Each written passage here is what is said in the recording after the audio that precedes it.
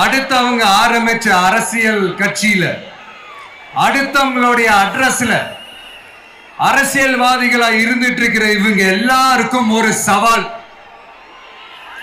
என்ன மாதிரி தனியா, என்ன மாதிரி சொந்தமா ஒரு கட்சி ஆரம்பிச்சு 1% அட்லீஸ்ட் 1% வாக்கு வாங்கி காட்டுற அந்த தில் இருக்குதா, திராணி இருக்குதா?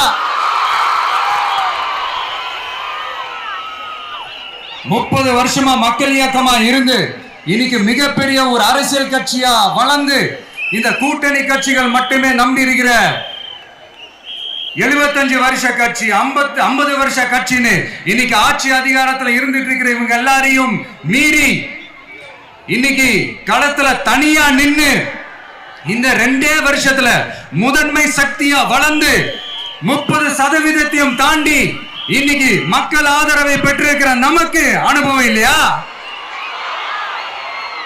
உங்களுடைய அனுபவம் என்னன்னு சொல்லட்டுமா? கட்சி ஆரம்பிச்ச அண்ணாவை மறந்தது, கட்சி ஆரம்பிச்ச எம்ஜிஆர் அவர்களை மறந்தது, கட்சியை வளர்த்த ஜெயலலிதா மேடம் அவங்களை மறந்தது. இவங்க எல்லாரும் சொன்ன விஷயங்கள், பேசின விஷயங்கள், எதையெல்லாம் ஃபாலோ பண்ணணும்னு சொன்ன விஷயங்கள் எல்லாத்தையும் மறந்தது. இவங்களுக்கு நமக்கு அனுபவம் இல்லையா? நமக்கு அனுபவம் இல்லதான்.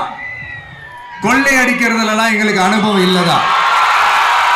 அதெல்லாம் எங்களுக்கு சுட்டு போட்டாலும் வராது. இந்த கொள்கையை பேருக்கு மட்டும் வச்சுக்கிட்டு நேரடியா சரண்டர் ஆகிறது, மறைமுகமா சரண்டர் ஆகிறது, இந்த மாதிரி அனுபவம் நமக்கு இல்லதான். அதுவும் நமக்கு சுட்டு போட்டாலும் வராது. மக்களை நேசிக்கிற நல்ல குணம் இருந்தா போதும்யா, நல்ல சூப்பரான ஒரு நல்லாட்சி கொடுக்கலாம். நல்லாட்சி கொடுக்கிறதுக்கு மெத்த படிச்ச மேதாவிகளா இருக்கணும்லாம் ஒன்னும் அவசியம் இல்ல. காமராஜர் அவர்கள் மாதிரியோ, எம்ஜிஆர் அவர்கள் மாதிரியோ மக்கள் சக்தியின் துணையால, மக்கள் மேல அக்கறையா இருக்கக்கூடிய நல்ல அதிகாரிகளின் துணையால சூப்பரான ஒரு நல்லாட்சி என்னால கொடுக்க முடியும், செஞ்சு காட்டுறேன்.